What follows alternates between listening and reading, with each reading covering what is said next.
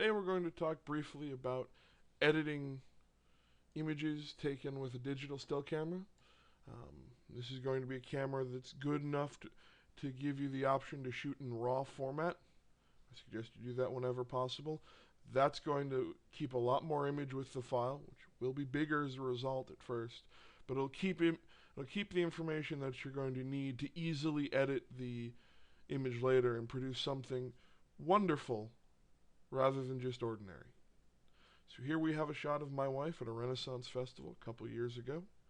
As we can see looking at it, overall it's a little too blue because of the camera settings for the white balance when it was shot. It's also too bright. You can see that one of her shoulders has been completely blown out. Hopefully not completely, but we'll see in a moment. So, like I said, if your camera has RAW editing software, it'll look similar to this. Go through it, play around with it.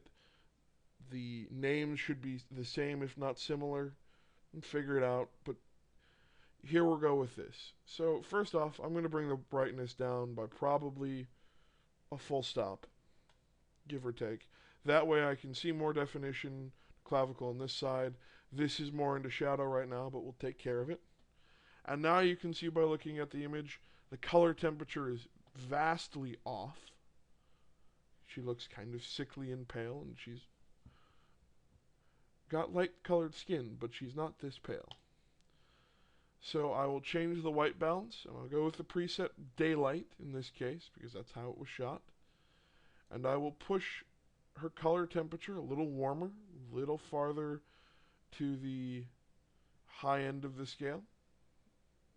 I'm not going to do any color correction, which you would use if you'd been shooting in fluorescent lights and you had that kind of sickly green glow that they can give you.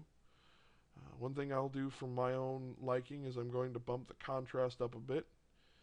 It will make the brights a little brighter, the darks a little darker, and just, in my eyes, give you a better picture. Now that I've modified the contrast a little bit, I'm going to take advantage of another thing that modern cameras can do. It's called digital range optimization.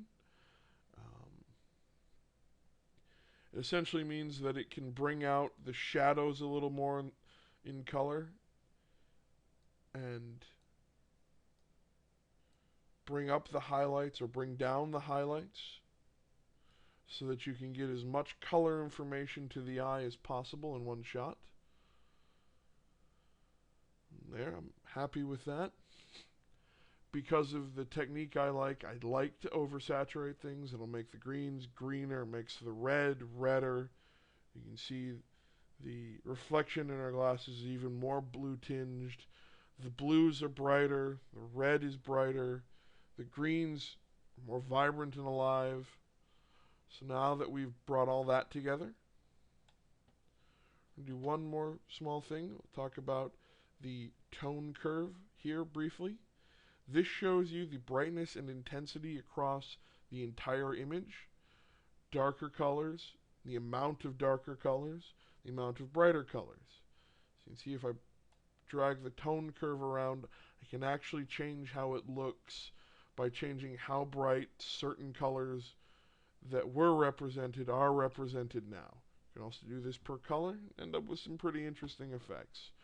But for today I'm going to leave it as is, present you with the finished picture, which I'll eventually use the export tool to export to a JPEG and post online to Twitter or Facebook or whatever piece of social media or advertising you want to do for yourself.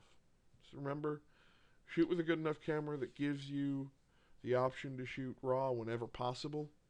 Whenever possible, shoot RAW. This was easy. I can tell you from experience, editing a poorly colored image, say taken under sodium lamps, the orange street lamps you find, back to a somewhat normal color with just using a JPEG image, I spent 5 hours doing it. Had I had access to the RAW file that I should have been taking at that point, I would have been done in about a minute. Thank you and good night.